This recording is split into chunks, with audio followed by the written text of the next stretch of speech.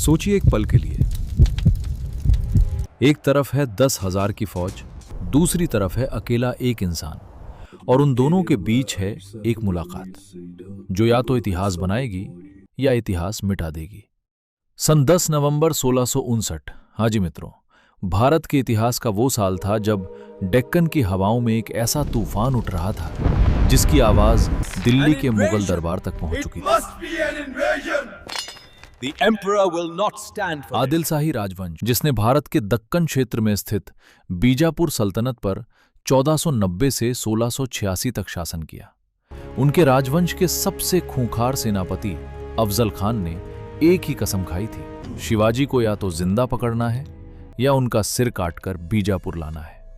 पूरा भारत सो रहा था, तभी प्रतापगढ़ फोर्ट पर काले बादलों का साया अचानक मंडराने लगा था। वो रात कोई साधारण रात नहीं थी। प्रतापगढ़ सह्याद्री की उन ऊंची पहाड़ियों पर बना एक किला, जहां नीचे देखने पर सिर्फ घना जंगल था और ऊपर देखने पर सिर्फ आसमान। प्रतापगढ़ फोर्ट ये भारत के महाराष्ट्र राज्य में आता है। इसे शिवाजी ने 1656 में बनवाया था। यही वो लम्हा आने वाला था जो अगले 400 सालों तक इतिहास की किताबों में दर्ज रहेगा। अफजल खान कोई साधारण दुश्मन नहीं था। वो एक कद्दावर विशालकाय योद्धा था। 7 फीट से ऊंचा कद, भुजाएं जैसे लोहे की छड़ें और आंखों में वो ठंडक जो सिर्फ हत्यारों में होती है। उसने अपनी जिंदगी में कई राजाओं को झुकाया था, कई किलों को फतेह किया था। उसकी फौज में 10,000 से ज्यादा सैनिक थे, घुड़सवार, तोपखाना और पैदल सेना। इस पूरी ताकत के साथ वो चढ़ आया था प्रतापगढ़ की तलहटी में। लेकिन शिवाजी के पास क्या था? कुछ हजार मावले सैनिक, वो पहाड़ी योद्धा जो इन जंगलों में पले बड़े थे, जिनके पैर इन पत्थरों को पहचानते थे, जिनकी सांसें इस हवा में घुली थीं, और सबसे बढ़कर उनका एक नेता जिसकी बुद्धि किसी भी तलवार से ज्यादा धारदार थी। शिवाजी के इंटेलिजेंस नेटवर्क ने, जिसे उनके विश्वास पात्र बहिर्जी नाइक चलाते थे, पहले ही खबर पहुंचा दी थी कि अफजल खान सिर्फ मिलने नहीं आ रहा, वो मिलने का नाटक करके मारने आ रहा है। बहिर्जी नायक वो शख्स था जिसके जासूस हर बाजार में थे, हर सराय में थे, दुश्मन के खेमे में भी थे। उसकी खुफिया जानकारी ने कई बार शिवाजी की जान बचाई थी।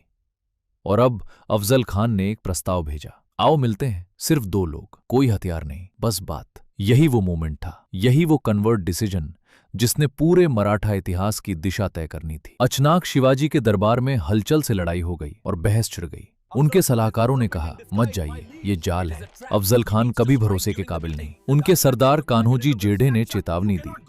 पंडितों ने ग्रह नक्षत्र देखे, रसद पहुंचाने वाले कारिंदों तक में डर फैल गया था। किले के अंदर काम करने वाले हर इंसान की आंखों में एक ही सवाल था, क्या शिवाजी जाएंगे? शिवाजी ने सबकी बात सुनी, फिर एक लंबी सांस लिया और फिर उन्होंने कहा, हम जाएंगे। ये वो फैसला था जिसने सबको हिला दिया। लेकिन ये कोई अंधा फैसला नहीं था, ये एक मास्टर स्ट्रोक था जो सिर्फ शिवाजी जैसा दिमाग सोच सकता था। उन्होंने अपने बख्तरबंद कपड़ों के नीचे चुपचाप बगनखे पहने, वो खतरनाक हथियार जो उंगलियों के बीच छुप जाता है और एक झटके में पेट फाड़ देता है। उनके विश्वास पात्र साथी जीवा महला को तैयार किया गया। अगर कुछ गलत हो तो वो अफजल खान के अंगरक्षक को रोकेगा। मावले सैनिकों को जंगल में छुपा दिया गया, नजर आने वाली दूरी पर नहीं, बल्कि हर पेड़ के पीछे, हर पत्थर की आड़ में। पूरी चाल बिछाई जा चुकी थी, लेकिन खतरा भी उतना ही असली था, क्योंकि अगर अफजल खान ने पहले वार किया तो शिवाजी का बचना लगभग नामुमकिन था। अगर इंटेलिजेंस गलत निकली तो मराठा आंदोलन उसी दिन दफन हो जाता।